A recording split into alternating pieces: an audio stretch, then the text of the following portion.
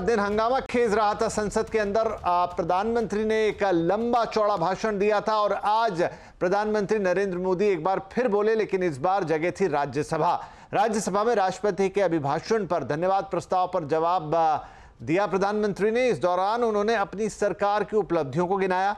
PM Modi ने कहा कि 60 साल बाद ऐसा हुआ है कि 10 साल के बाद किसी सरकार की वापसी हुई है। उन्होंने कहा कि यह घटना असामान्य है, कुछ लोग जानबूझकर इससे अपना मुंह फेर कर बैठे रहे। 60 साल के बाद ये हुआ है कि 10 साल के बाद कोई एक सरकार फिर से उसकी वापसी हुई है। और मैं जानता हूं कि भारत के लोकतंत्र की 6 दशक के बाद आई हुई घटना असामान्य घटना है, लेकिन मैं पिछले 2 दिन से देख रहा हूं कि आखिर तक पराजय भी स्वीकार हो रहा है और दबे मन से, कम मन से विजय भी स्वीकार हो रहा है। पीएम मोदी ने संविधान को लेकर भी कांग्रेस पर जमकर निशाना साधा। प्रधानमंत्री संवैधानिक पद है, प्रधानमंत्री के पद के ऊपर एनएसी बैठ जाना, ये कौन से संविधान में से लाए थे व्यवस्था?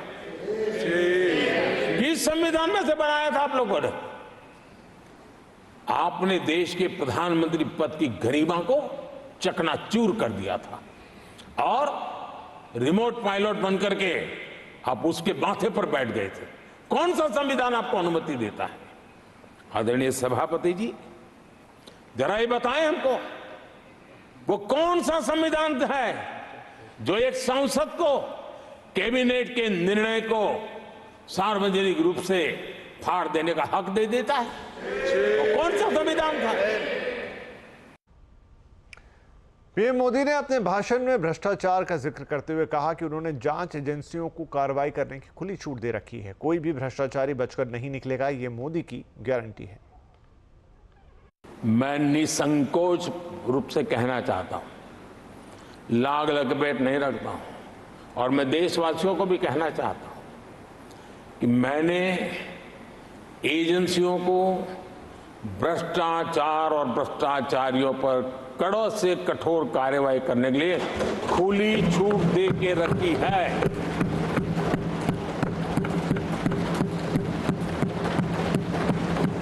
सरकार कहीं पर भी टांग नहीं अड़ाएगी। हां, वो ईमानदारी से काम करे, ईमानदारी के लिए काम करे, ये मेरी सूचना है। कोई भी भ्रष्टाचारी कानून से बच करके नहीं निकलेगा, ये मोदी की गारंटी है।